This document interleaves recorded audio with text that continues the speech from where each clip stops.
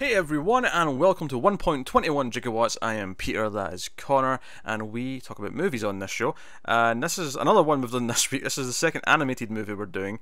This is the second Godzilla movie from Netflix. They're doing an animated trilogy. We did the first one 5-6 months January? ago. Was it January? Yeah, okay. There you go. Yeah. Something there. And that was, so that came out then. And this one is called Godzilla City on the Edge of Battle. And I'll have to admit, I keep forgetting the title because I didn't really know what it meant until I watched the movie. I was like, what do you mean city? Because I knew how the last one ended. I was like, what city? What are we talking about? we ended the last one here last time. We'll keep this spoiler free to begin with, although naturally, because it follows on right from the first one, there will be spoilers for the last one. That's just kind of unavoidable, even from the get-go. But we'll keep it spoiler free until we warn you for spoilers halfway through if you've not seen this one. So that's what we're going to do.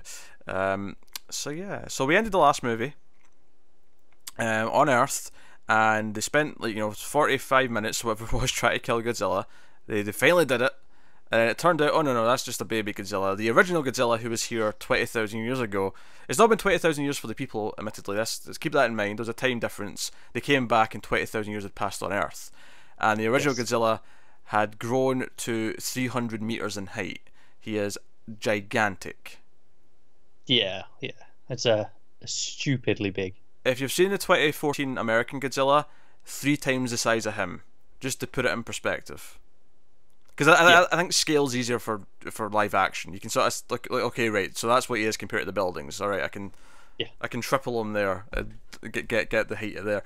And then you might go, I can't visualize triple that because that was stupidly huge already. Well, there's a shot in this one at one point where his head is above the clouds as he's walking, and I thought that was a really neat way to show it. I was like, okay, right, that's how freaking big he is. All right, okay, nice image. I'll have to as well as a nice visual. It was, yeah.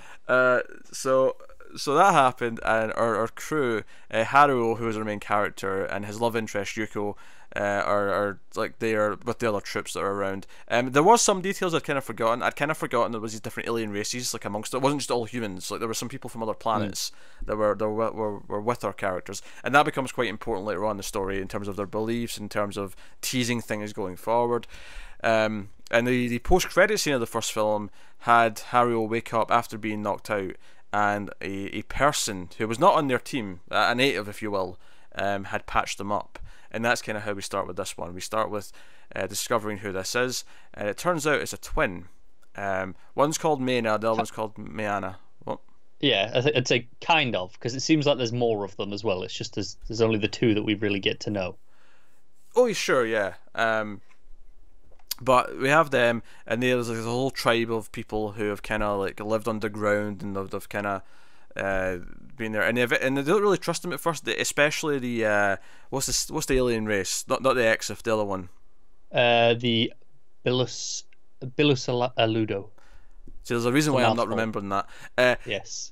They're the big grunty guys, and they're like, oh no, they're probably going to sacrifice us, because they take them into like a cave, and there's some skulls lying around. Oh, they're going to sacrifice us. They're savages, and Haruo and Yuki are like, no, but like, I mean, they patched us up, they helped us. That like, why would they just bring us here to kill us? Like, and they bring an argument on evolution here, where our human characters are feeling like, okay, these characters are clearly evolved because they can kind of breathe this air to an extent, and so they've adapted. Yeah. But the Bilusaludo kind of look at it and go, no, they've devolved because they've lost intellect that humans had before. They think they're inferior. Yes, but as the film goes on, you see they're actually quite smart. There's like they are, like this is just downright racism coming from these 2 dudes. But they eventually show them to what kind of the movie focuses around is they notice at one point that the spears have this special metal on them, and it's like, oh, that's the metal that Mechagodzilla had, because they tried to build Mechagodzilla before they left Earth, but it kind of went bad. It went wrong. It never worked. And the metal's like evolved as well now. It's because it absorbs and it grows and it does all these things. It's nanometal. Nanometal, all these tiny little bits, making it up. So the twins take them to this city built of this metal, and they kind of realize, oh, this is what Mechagodzilla turned into. He's sort of like I say he, but the metal is kind of like made this city based after the place that built it, and had like almost like defenses to disguise it so that no one can get into it, because they say, oh, there's a lot of signal jamming, so we can never have detected this. The only way to actually find this place is to stumble into it. You could never see this from up above or scan for it or anything like that. And this becomes kind of the core premise of the film, is that they think they can use the tech here to maybe still try and kill Godzilla, the big Godzilla.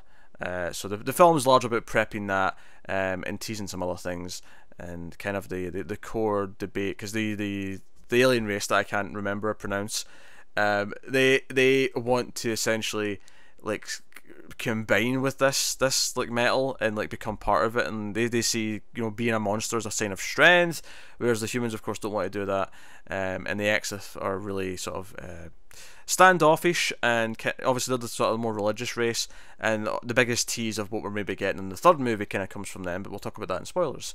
And also it's worth mentioning the twins, like, because this is not the first set of twins that we've had in a Godzilla movie. Like, if you've watched the Godzilla movies, typically there's a set of twins that lead to Mothra, and they do mention there's an egg, that something fought Godzilla once and died but left an egg. And they are telepathic. So pretty sure we're getting Mothra next movie. I'll be honest, I was almost surprised we didn't have it by the end of this movie. It did, because I was messaging a friend of mine who'd watched it a few days before me, and I was like, oh, you know, the start teasing, I was like, oh, are we getting Mothra this movie? And he didn't say anything. He was just like, just keep watching. It's obviously it's not. And I got to the end, I was like, no Mothra, boo. So I was looking forward to it. So I guess I'll ask the question now that we've kind of summed up what the movie is. Did you like the second one? Did you like City on the Edge of Battle? Yeah, I did. I had a blast with it. I think it's a little more anime than the last one. What you mean when they basically build Gundams and start flying around in Gundams? That part? Yeah, we get some mech suits, and I'm okay with that. I like that sort of anime personally, but I had fun with it. I think motivation was a little bit flimsy, especially for the first half of the movie. Before we'd got to this city, before they even knew this city was a thing, they were like, we're still going to stay and kill Godzilla. You're like, how? Like, how? What? Just go. You've established you can't even breathe on Earth. Why do you care this much? Yeah, I mean, I like the scene where they kind of like let people decide. Like, you can go back or you can stay here and help fight. But it's like, at this point, they don't know they can get to the city and they don't know they can use that. So it is kind of weird. I do think some of the ideological debates that come up kind of spring out almost out of nowhere, like sort of halfway through. Like, they're not really there for the first half, and then all of a sudden we're talking about like one of the alien races want to, like, you know, merge with the beasts, and it's like, what? Why did this happen? Yeah, I do wonder if we've just kind of forgotten some stuff from the first movie. Maybe this was a bit more, you know, earlier on in the first movie established a bit more. Maybe, yeah, but because the way they keep talking about, you know, they want to be like the monsters. They want to become like them, you know, in any way, because they think, okay, no, the monsters, you know, rule the planets. So that's what we want to do. Maybe that was more established, you know, in the first one, and we've kind of just forgotten. It may have been, yeah. It may have been. No, it's still a fault of this movie, admittedly, that it kind of doesn't do a good job of reminding you. I feel like I think this one has better pacing than the first one. I think the first one, which I enjoyed, dipped heavily in the middle. I felt like a lot of the fighting in the middle once they got to the planet really dragged the pacing down in the first one. It was kind of indistinguishable for like a good 30 minutes. This one has better pacing. It all kind of builds up to one big fight, and the animation is very nice again. I think the visuals are really nice. I particularly liked when they were in the caves and it was like torches. I thought the lighting was really good. Like, I don't normally think of lighting in 2D animation, but it actually was really good here. Yeah, no, I stand by my opinion on the animation of the first one, that the monsters, like Godzilla himself, looks a bit funny, like in motion. There's just something about the way it moves in this animation that doesn't quite sit right for me. Mm. But all the environments, all the tech stuff looks fantastic. Yeah, the action looks pretty good.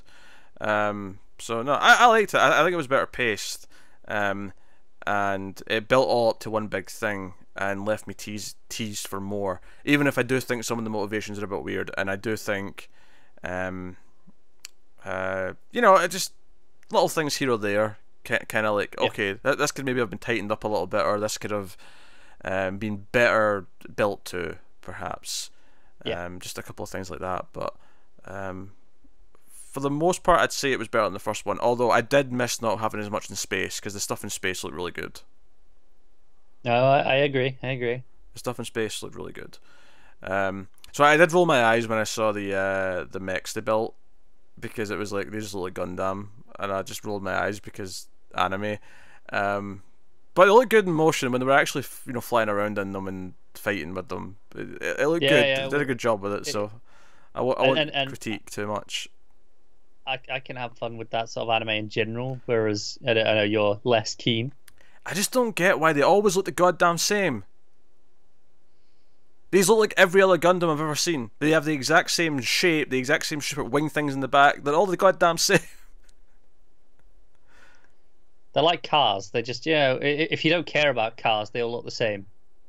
But I don't get it though. Like all these different sci-fi things with the Gundam, but they all end up having very similar designs. This would be like, I don't know, like Back to the Future and Bill and Ted having the exact same time machine, just a different color.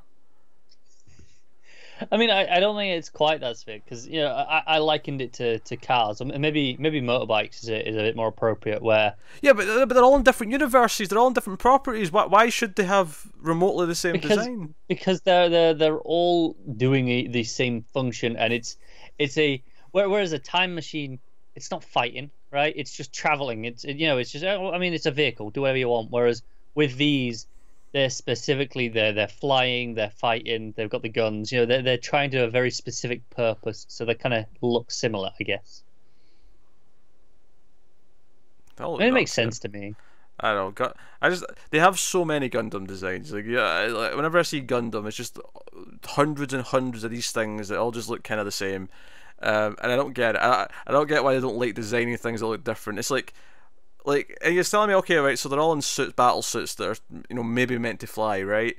Like, well, it's not like there's not other types of battle suits that, like, chunkier mechs or even like an Iron Man type suit. There's other ways you could do it. There's other designs.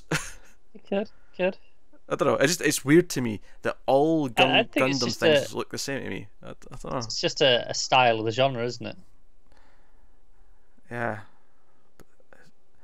It's weird though, because it's in universe tech, so it's really bizarre to me that they all end up looking alike. It's like they all come from the same mind. Yeah. Doesn't seem that weird to me personally. It's bizarre. It's really bizarre. You're just gonna get like flooded with images of Gundam varieties now. This is the thing. Like, I'm not saying they all look identical. I'm saying they belong to the same family. And to me, I don't understand why a thing in Godzilla looks the same as a thing from another like anime thing. Like, why do they have a similar design?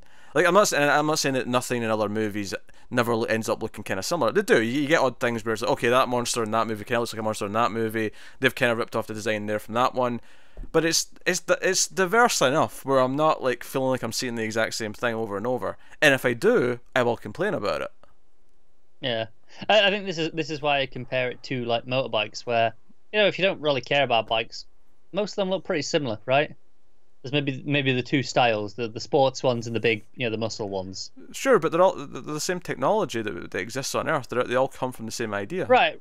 And ultimately, all these Gundams, they're all pretty much the same technology, right? That's the idea. But they shouldn't be. These... But they're fundamentally, they're the same fictional things that they're created in different universes. They shouldn't all feel the exact same family of devices.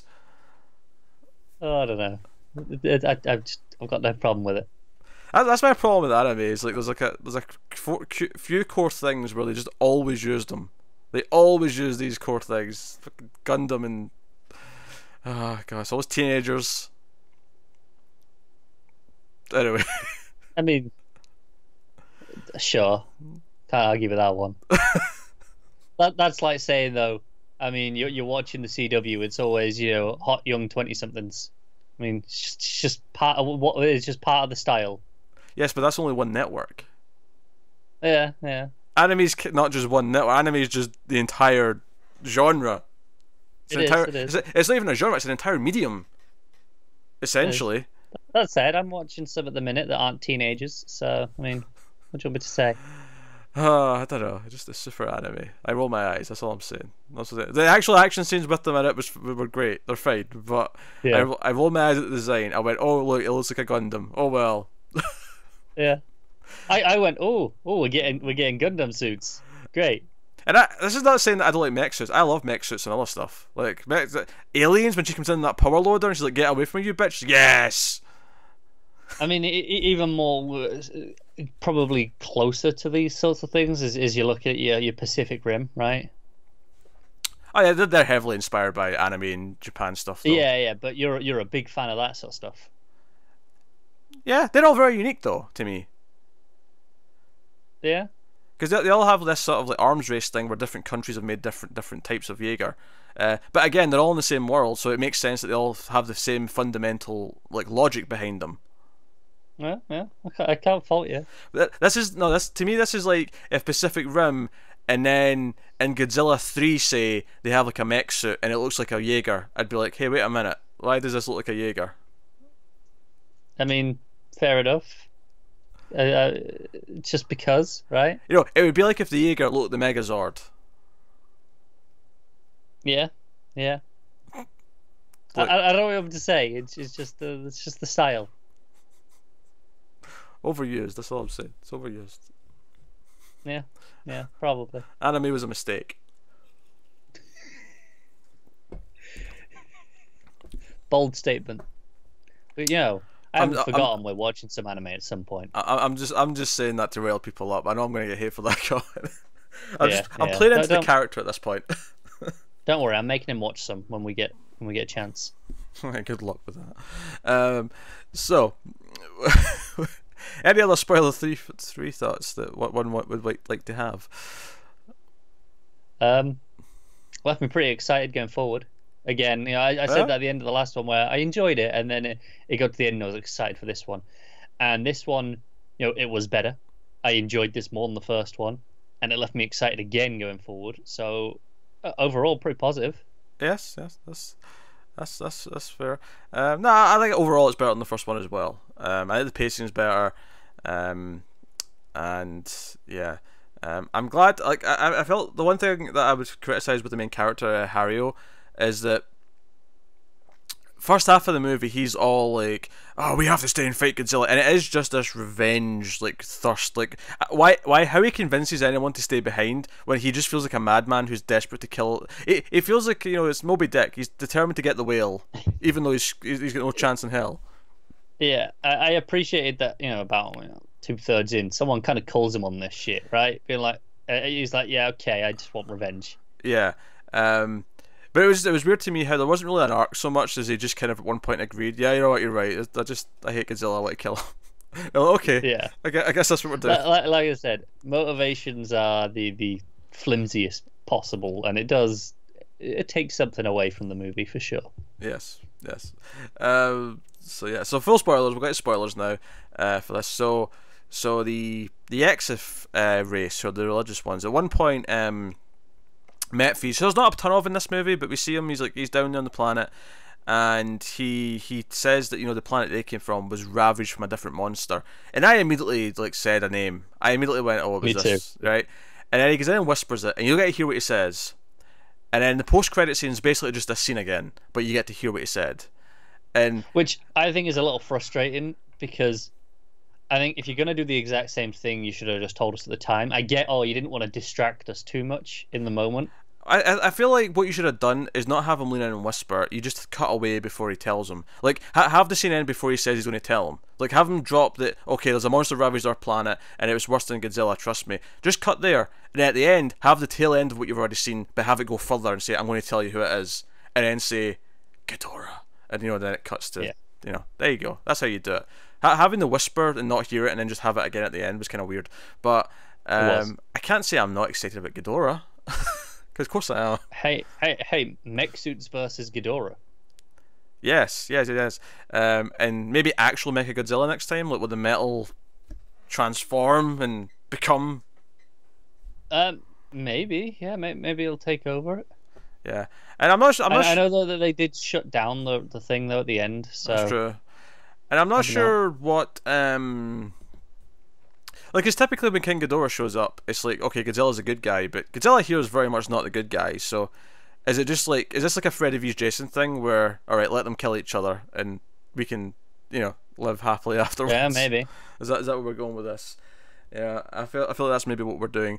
I don't know, but that was a fun tease, and obviously I'm excited for Mothra. It's fun. That's something that'll be on the good, legitimately good side. Will be Mothra.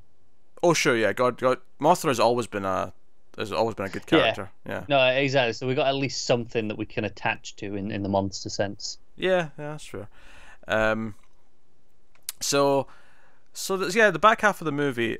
So the alien race do betray them because they want to like join up, and they're basically accepting. Oh yeah, let's all just sacrifice ourselves, and the humans are like, no, like no, we fight so we can live and do better. Unless there's no other option. But we have three of them in the mech suits. What were they called? The vultures. That's what they called them. Yes. And they're flying around and try to distract Godzilla and lead him to their trap. They had a trap where the metal was going to sort of like take over the Godzilla and maybe smother him or whatever. And this was pretty fun. It was pretty fun. And then ultimately, yeah, like Godzilla finding them a little bit too early, and then having to divert it. Yeah. And then the cannon not working, so having to stall him, and all just these little things going wrong, but led to some fun action. Yeah, and also I was confused at first what was happening here, but there's a little effect when he uses atomic breath where before he blasts it, there's like almost like an electric field in front of him that he sucks in. Yeah. And then it blasts out, and I was like, oh, okay, all right, that's not too bad. Like I was weird. Yeah, I don't know what it was, but I'm not sure it's quite atomic breath in this because they talk about it being like an EMP thing, right? Yeah. Electric. So I feel like he kind of charges the air around him. I'm just calling it that because that's what they call it. But I think I think it felt a little different here because it felt like he literally charged the air with all like this static electricity and then focused that at them. Yeah. So that's fun. Obviously, I mean, we end the movie with Yuko seemingly dying, unless we get some sort of swerve at the start of the next one. But because they're getting absorbed, but Haruo fights it in his ship, and he ends up stopping what's going on, and and Yuko is just falling through the air, and he goes and grabs her, and it's a really fun action scene. But we end with this really dark ending. It's very Empire Strikes Back. We're ending in a really bad place where like they've failed. Godzilla's still alive. And like she is seemingly dead, and I hope. And I was like that maybe this is maybe a punishment for them not going for the sacrificial route like the aliens wanted. Yeah, maybe. I think Yuko's probably. I mean, there's not a whole lot to her, but she's probably the closest we have to a heart in some ways. Because we see her getting jealous at one point when she thinks, oh, maybe Harry into the twins, right? And then later on, she kisses Haruo and sort of like says, "Oh no, like I'll stick with you. Like I want you, wherever you go, wherever you lead, I'll follow." Like, and I was like, okay, right. But then she does kind of side with the aliens, and she's kind of like, you know what? No, this might be the best plan, like to win this. So she feels a bit more well-rounded because she does kind of consider the other options, but she also does have the heart of caring about him. Yeah, so. But she does freak out a bit too much as well when the metal starts coming for her. Oh sure, yeah, she starts. Freaks. Yeah, she's. I mean, I wouldn't blame her, to be honest. I mean, no. This is like Venom, like the symbiote, like taking over your body. Like, I don't blame her. And I think the key point here, compared to the people who went for it down on the ground, which they already knew about it, they'd consented, they volunteered, whereas this was just being forced on them here. Yeah, but Haruo somehow had the strength. He's kind of I'm going to say it. Haruo's kind of a Mary Sue. Yeah. Definitely. He's just amazing at everything. Against all the odds, he's just good at everything. He's the best. And in this movie, not so much in the last one where his plan got everyone killed. That's true. Well, I guess what I mean by that, it's not so much that he succeeds, it's that everyone believes in him for some reason. Everyone will follow him to the ends of the earth for some reason. I don't know why. I mean, I can't defend that. He's the chosen one. They treat him like that, but he doesn't actually succeed that much. No. He's not actually that good at everything. He's treated like one. So he somehow got them tricked that he's a Mary Sue. Yeah, but he doesn't actually do the Mary Sueing, I suppose, all that much. Yeah. Yeah, that's fair. That time where that moment where he resists the metal is probably the only time I would say that he properly just Mary Sue's out of nowhere. Yeah, it's because we're told constantly how amazing he is, and then he resists the metal, and everyone talks about him like he's the chosen one, and I'm like, there's not actually been anything from him that really tells me he's the chosen one. Like, not really. No, no, not at all. Not in this generation, not in the last generation. Because as you know, into every generation there is a chosen one. Like the hit television show Buffy the Vampire Slayer. Yeah, yeah. I'm proud of that one. Alright, so... so that's pretty fun. The animation looks really good. And you know, and I'm saying that as someone who doesn't really like anime that much, but this is like really hyper stylized and hyper like you know, it feels almost 3-dimensional at parts with the lighting. It's really impressive looking stuff, and the action looks really good. I'll be honest, the Godzilla moving around didn't bother me so much. Which, by the way, Godzilla doesn't even, you don't really even see him until like at least halfway into the movie, maybe even more than that. Yeah, you see him sleeping at one point, but I'm not going to count that. You know, yeah, no, I think it's about 2/3 when he kind of wakes up and starts hunting for the city. So it very much treats it as, no, we're just building up to this one thing, and it's about preparing for it, and what can we do? But it works better than the last movie because of that, because it has this defined end game where no, this is the target. We've got, so you have your first act is all the stuff, the caves, and you know, find other people. Second act is the search, you know, the city and preparations. Yeah. And I think, and then the final act, so you fight. It also works because we have less characters. I think the first one suffered a little bit. Once they landed on the planet, there was like so many people just getting dying left and right, that I was like, I don't know who most of these people are. About these. Yeah, but we've whittled them down now to a core group. Yeah, it's fodder, just fodder. But no, so no, I think it's pretty good. I don't know how I compare it to the live action movies that I've seen so far. Obviously it's better than some of the worst ones for sure, but like I don't know how you compare this to like Ghidorah the Three-Headed Monster or Invasion of the Ashra Monster or whatever. Yeah, it's hard. I appreciate the way it treats Godzilla as, you know, just the, you know, like, it's the force of nature thing. It's it's villainous. Like I mean, maybe villainous isn't even the right word, because it doesn't seem to care that much. It just does what it does. Yeah. It's just a beast doing what it does. It's not vengeful. It's not vindictive. It's just, you know. Yeah, exactly. A tiger isn't vindictive if it kills you if you get going near its cubs. Right. And you know, there's a toy. You know, this one goes with the idea of humans are a plague. Pretty much all intelligent life is a plague on their respective planets, and they ruin the resource of the planets. So a monster is born or comes and arrives to restore the balance and, you know, give the planet its chance back. Which is not the first time we've had that idea in a Godzilla movie. No, actually, it's not. It's not handled quite in the same way.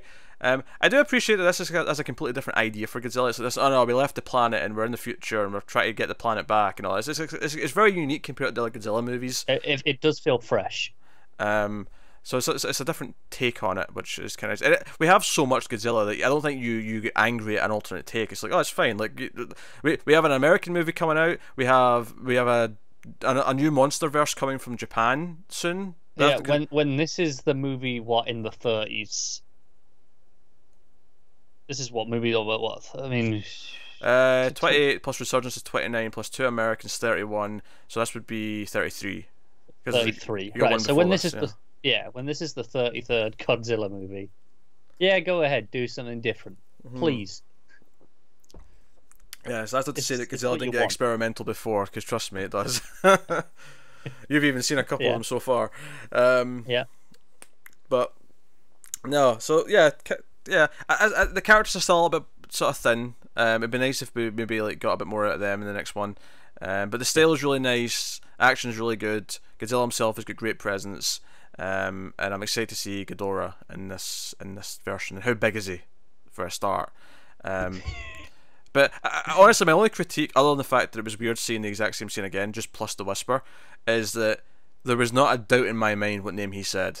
Like there was I knew you knew it was Ghidorah, like, right? You're not going to say Gigan. You're not going to say, you know, Rodan. You're going to say Ghidorah. Yeah, and I mean, if this is the first, you know, experience someone has with Godzilla, maybe they've watched the American ones and then are watching these because they're on Netflix. For them, you need to put the name in. Yeah, Yeah, I mean, it's not so much that I don't think they should have said the name. It's just that there was no way to hide like who this was going to be. As soon as he said another monster that makes Godzilla look like a baby, like destroy my plan, like this Ghidorah. Like there's no other. Unless we introduce something new, which would not work for this because the whole point of this tease is that we all know what Ghidorah is. Like we're like, oh, right, Ghidorah's coming. But it's fine. All right. I'm looking forward to the next one. We should get it in January again. Okay. All right, I'll be interested. Because it's always been 2 months after the Japan theater release is when we're getting it on Netflix.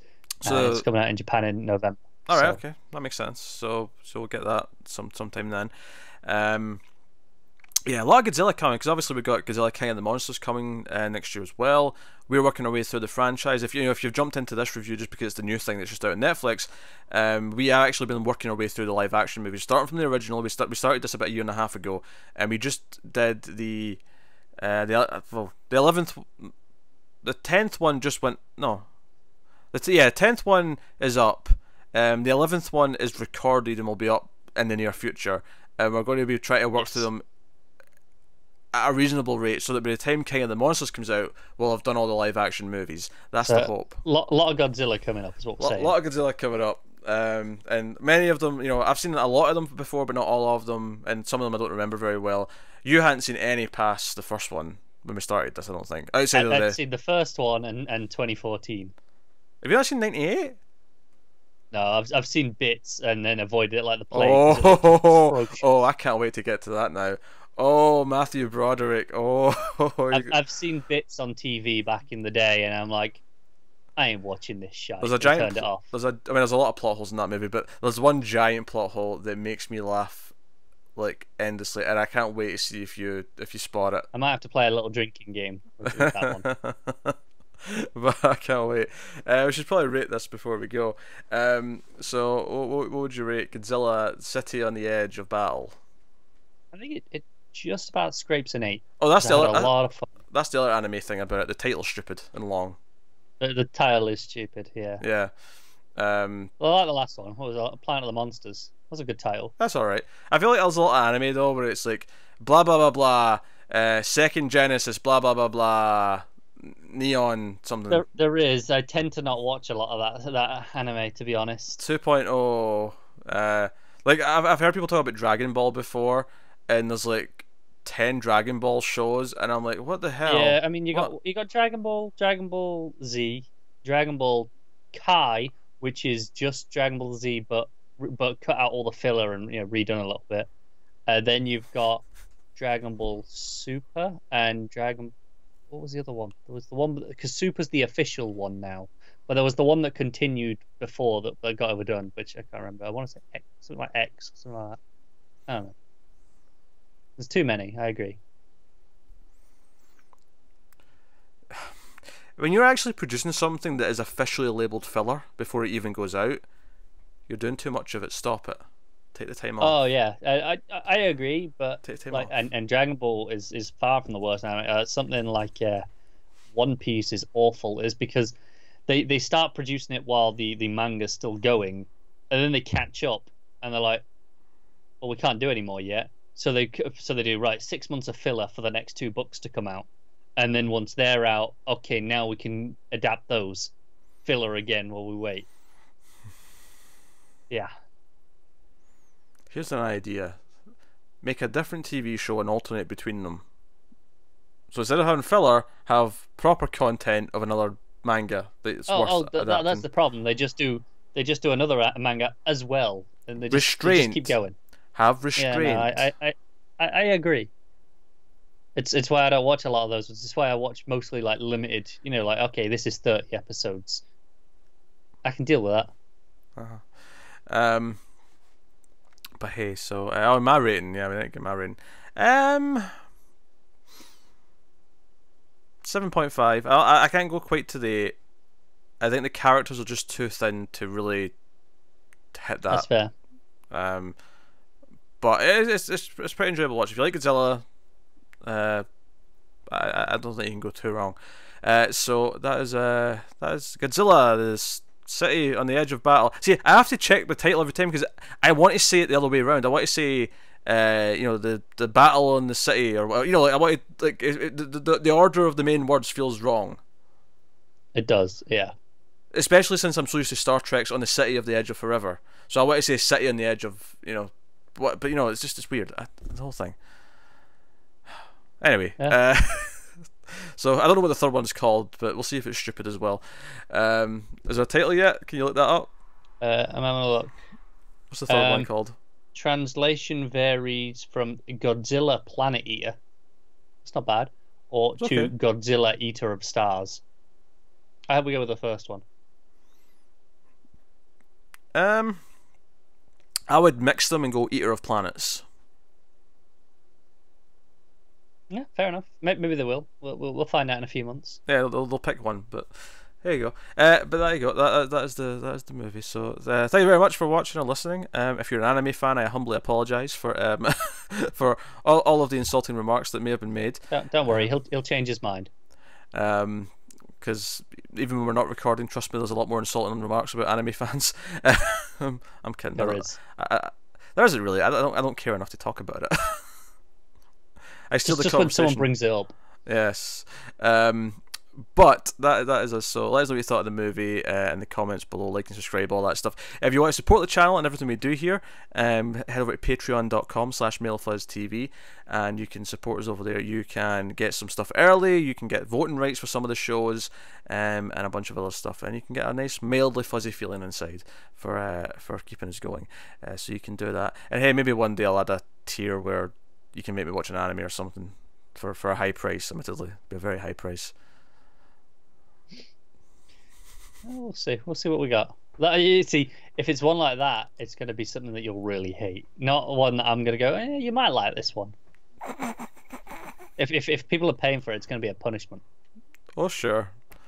I don't know. It may be worth good money to make me, learn to appreciate it. You'll feel like you've accomplished something with your money.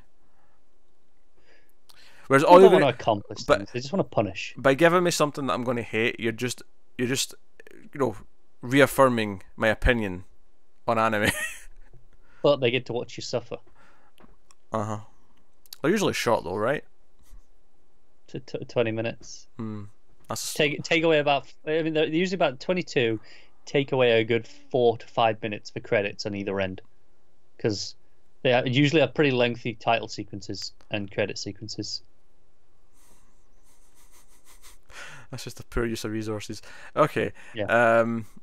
All right. That's us. That is the show. So thank you very much once again for watching or listening. We always appreciate it. Keep watching movies, guys, and we'll see you next time.